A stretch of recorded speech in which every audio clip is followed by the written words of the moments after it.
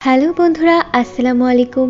আমি স্নিগ্ধা তোমাদের সাথে আরো একটি পর্ব নিয়ে হাজির হয়ে গেলাম। তো আজকে আমরা আলোচনা করব ডোমেস্টিক গার্লফ্রেন্ড পার্ট 10। তো এর আগের পর্বগুলো যারা দেখোনি তারা অবশ্যই কিন্তু দেখে আসতে ভুলবে না। হ্যালো বন্ধুরা, আজ আমি OneXpect নামের একটি অ্যাপের কথা বলতে চাই। এই অ্যাপটির অফিসিয়াল পার্টনার হলো PSG, বার্সেলোনা এবং আরো অনেক বড় কোম্পানি। এখানে ম্যাচগুলিতে টাকা লাগিয়ে BMW গাড়ি, আইফোন, ল্যাপটপ এবং আরো অনেক কিছু সহ নগদ পুরস্কার জেতার সুযোগ রয়েছে। এই অ্যাপে আপনি সমস্ত লাইভ ম্যাচের ফলাফল এই অ্যাপেই দেখতে পারবেন। আপনি ভবিষ্যৎবাণী করে বাজি ধরতে পারবেন, যেমন কোন দল জিতবে, কোন দল কত রান করবে এবং কে সর্বোচ্চ স্কোর পাবে। এছাড়াও রয়েছে বিভিন্ন ধরনের খেলা এবং রেজিস্ট্রেশন করার সময় আমার প্রচার কোড ONLYJ ব্যবহার করে প্রথমবার ডিপোজিট করলে 26,000 রুপি পর্যন্ত পান। আপনি সহজেই পেটিএম, ব্যাংক এবং অন্যান্য সহজ পদ্ধতির মাধ্যমে আপনার টাকা তুলতে পারবেন। আমি অনেকদিন ধরে এটি ব্যবহার করছি, আপনি এটি ব্যবহার করতে পারেন। তাহলে আর দেরি কিসের? পিন কমেন্টে লিংক ও প্রোমো কোড পাবেন এবং নগদ পুরস্কার জিততে প্রোমো কোড ব্যবহার করবেন। তো সিনের শুরুতে আমরা হিনা ও নাটসুকে দেখতে পাই, যারা দুজনে খাবার বানাচ্ছিল এবং একসাথে গল্প করছিল।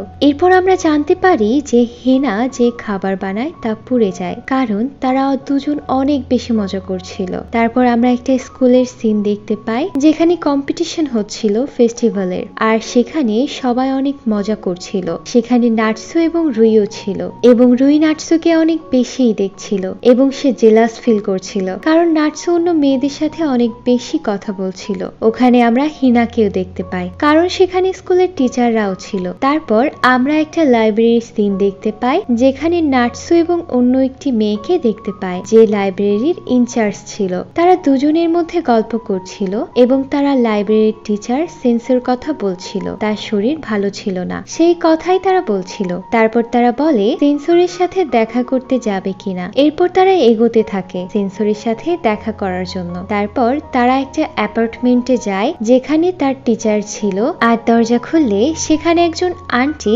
এবং একটি মেয়ে আসে। তারপর তারা ভাবে এটা কি স্টুডেন্ট নাকি সেন্সরের ওয়াইফ। তারা আসলে বুঝতে পারে না। আসলে আমাদের এমন যুগ হয়ে গেছে যে আসলে মা মেয়েকে যেমন চেনা যায় না, তেমন বোন নাকি বউ সেটাও বোঝা যায় না। আচ্ছা, যাই হোক। তারপর নাটসু সন্দেহ করতে থাকে এটা তার ওয়াইফ কিনা। অন্য মেয়েটা বলে এটা হয়তো সেন্সরের পুরনো স্টুডেন্ট। তারপর আমরা সেন্সরকে দেখতে পাই। ফাইনালি তাদের সব কাজ সম্পূর্ণ হলো। অনেক বেশি নোবেল লিখছিল সে এবং তার অনেক সময় দরকার ছিল এবং সে অনেক বিজি, আর তার ঘুম আসছিল না, কারণ অনেক বেশি কাজ জমা ছিল তার। আর স্টার্টিং এ আমরা যে মেয়েটিকে দরজা খুলতে দেখতে পাই, সে কাজের জন্য অপেক্ষা করছিল কখন নোবেল লেখা হবে, আর কিছু কাজ হয়তো হবে যার জন্য সে লিখছিল। তারপর অন্য মেয়েটি সেন্সরকে জিজ্ঞাসা করে আপনার শরীর কেমন আছে, আপনার যে অসুখটি হয়েছিল তার কি অবস্থা। সেন্সর বলে আসলে সত্যি বলতে আমার কিছুদিন যাবৎ ভালো ঘুম হচ্ছে না, আর তার জন্য আমি স্কুলে যেতে পারছি না,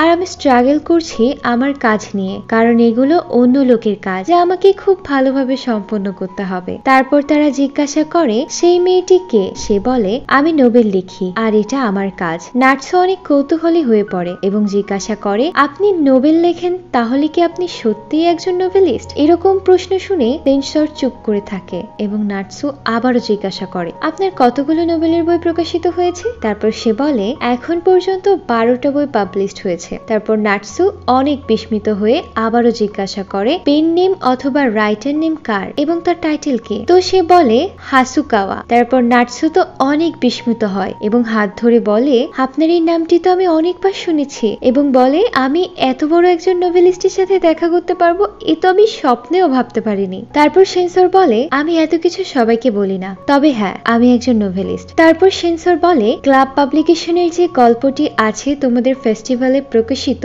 সেই বইটিকে তোমরা পড়ার জন্য আগ্রহী? তোমরা এতে অ্যাওয়ার্ডও পেতে পারো। আমি যে ম্যাগাজিনে কাজ করি সেখানে নতুন রাইটারদের কিছু অ্যাওয়ার্ড সম্পর্কে বলা হয়েছে, তো তোমরা যদি অংশগ্রহণ করো তোমরা সেখানে অ্যাওয়ার্ড পেতে পারো। তোমরা যদি ইচ্ছা করো তাহলে কাজটি করতে পারো। এমনিতেও তোমরা অনেক ভালো ভালো কাজ করে থাকো, যদি তোমরা এটা করো তাহলে তোমরা ভালো একজন নোবেলিস্টও হতে পারো। এছাড়াও তোমাদের এটি হায়ার এডুকেশনেও কাজে লাগবে এবং তোমরা এক একজন এমপ্লয়ারও হতে পারবে। ওখানে সবাই ইন্টারেস্ট না দেখালেও নাটসু বলে হ্যাঁ আমি করব কাজটি। তোমরা তো জানোই নাটসু এসব কাজ অনেক বেশি পছন্দ করে, আর সে বলে এসব কাজ আমি করতে চাই। এর মাধ্যমে আমরা বুঝতে পারি নাটসু হিনা ছাড়াও অন্য কোনো কাজও করতে পারে।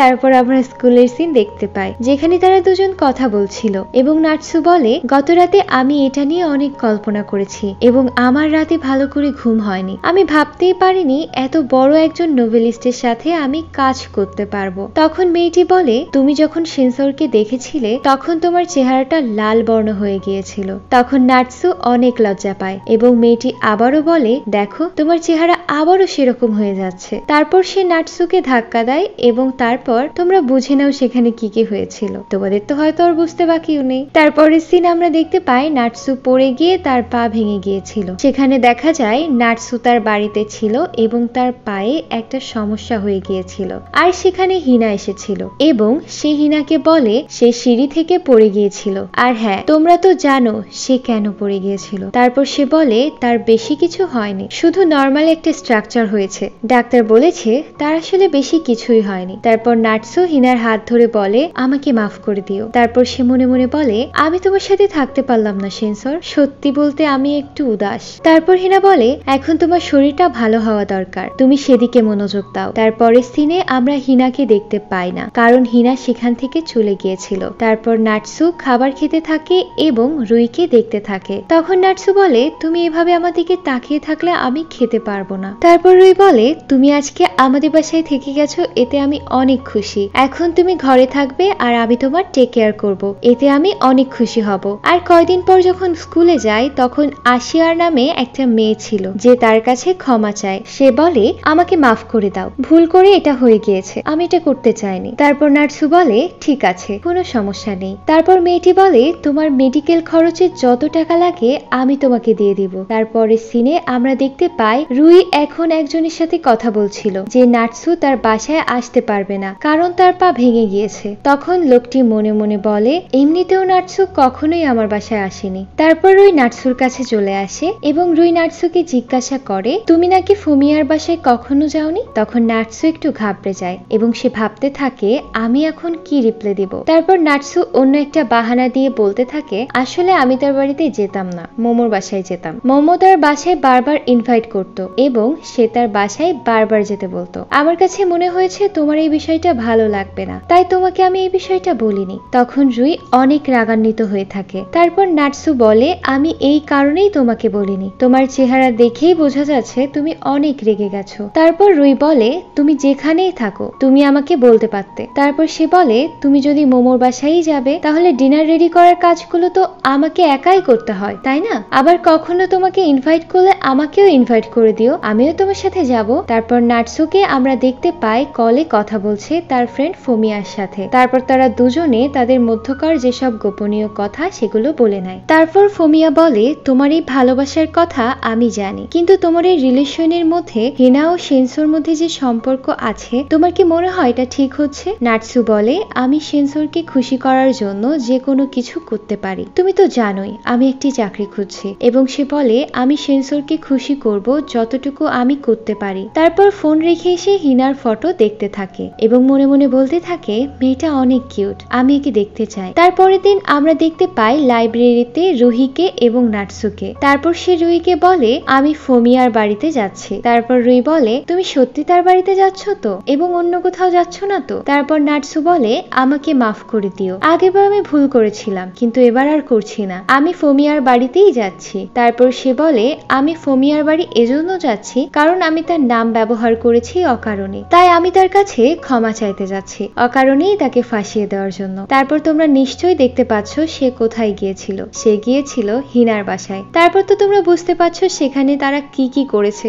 বুঝতে পারছো কি, দেখতেই পাচ্ছ। তারপর তারা এটা ওটা করতে থাকে এবং তোমরা দেখতেই পাচ্ছ তারা দুজনে খাবার খেতে থাকে। তারপর হিনা তার পায়ের কথা জিজ্ঞাসা করে। তখন নাটসু বলে খুব বেশি সমস্যা নেই, ধীরে ধীরে ঠিক হয়ে যাবে, সবকিছু ঠিকঠাক টুকিটাকি চলছিল। হঠাৎই বেল বেজে ওঠে এবং তারা ভাবে যে একজন ডেলিভারি বয় হয়তো, কিন্তু এখানে দেখা যায় অন্য একটা মেয়ে এসে হাজির। তোমরা তো দেখতেই পাচ্ছ মেয়েটা রুই, আর সে নাটসুকে দেখে অনেক বেশি বিস্মিত হয়ে যায়। সে বুঝতে পারে না এখানে কি চলছে। তারপর সে শান্তভাবে সেই রুমে প্রবেশ করে এবং নাটসুকে দেখতে পায়। তখন নাটসু কিছুই বুঝতে পারছিল না যে সে রুইকে কি বলবে, কারণ সে রুইকে মিথ্যা বলে এসেছিল। রুই মাথায়ও তখন কিছু কাজ করছিল না। তারপর রুই কান্না করতে থাকে এবং এগুলো কি হচ্ছে তার সাথে, আর তাই সেখান থেকে দৌড়ে বেরিয়ে যায়। তারপর নাটসু বাড়িতে আসে এবং রুহির কথা জিজ্ঞেস করে। তার বাবা বলে, আমি এইমাত্র বাসায় এসেছি, হয়তো সে সুপার শপে গিয়েছে। তারপর নাটসুর বন্ধু ফোমিয়া তাকে ফোন করে এবং বলে রুই এখানে এসেছিল এবং তার কথা জিজ্ঞাসা করছিল এবং এগুলো সত্যি কিনা সে তাকে জিজ্ঞাসা করে। শেষ পর্যন্ত নাটসু রুইকে খুঁজে ফেলে এবং সে সময় বৃষ্টি হচ্ছিল। তারপরের সিনে আমরা দেখতে পাই সেখানে রুই অনেক কান্নাকাটি করছিল এবং বলছিল তুমি অনেক মিথ্যাবাদী। তারপর সে সেখান থেকে চলে যেতে চায়, কিন্তু তখন রুই বলে তোমার গায়ে এত মাটি লেগে আছে কেন, তোমার কাছে তো ছাতা ছিল। তারপর রুই বলে তোমার এই পা নিয়ে কেন এসব করতে গিয়েছো, তুমি কি পাগল হয়ে গিয়েছো? নাটসু তখন রুইকে জিজ্ঞাসা করে তুমি কেন সেন্সরের জায়গায় এসেছো। এরপর রুই বলে আমি যখন বাড়িতে এসেছি তখন তোমাকে দেখিনি, তখন আমি তোমাকে কল দিই এবং মেসেজ করি, কিন্তু তুমি রিপ্লাই দিচ্ছিলে না। তারপর আমি তোমার রুমে যাই এবং সেখানে একটি ক্লু পাই যেখানে তুমি নোবেল লিখেছিলে। সেখানে একটা ছেলের নাম দেখতে পাই যে একজন টিচারের প্রেমে পড়ে গিয়েছিল। আমি ভাবছিলাম এখানে কার কথা বলা হয়েছে। তারপর সে বুঝতে পারে মেয়েটি ছিল হিনা। সে সব তথ্য কালেক্ট করে এবং হিনার বাসায় চলে যায়। সেখানে গিয়ে তোমাকে আর হিনাকে আমি দেখতে পাই। তারপর সে নাটসুকে সরাসরি জিজ্ঞাসা করে তুমি আমার বোনকে সত্যিই ভালোবাসো? তারপর নাটসু নির্ভয়ে বলে হ্যাঁ, আমি তোমার বোনকে ভালোবাসি, তোমাকে ভালোবাসি না, আমি হিনাকে ভালোবাসি। আসলে স্টোরি কোথায় যাচ্ছে আমি নিজেও বুঝতে পারছি না। তোমরা যদি বুঝতে পারো পরের এপিসোড কি হতে যাচ্ছে অবশ্যই কমেন্টে জানিয়ে দিতে পারো। আর আমি আসলে বুঝতেই পারছি না যে পরের এপিসোডে কি হবে। তো পরের এপিসোড পর্যন্ত সবাই অনেক অনেক ভালো থেকো, সুস্থ থেকো। সবাইকে আসসালামু আলাইকুম এন্ড আল্লাহ হাফিজ।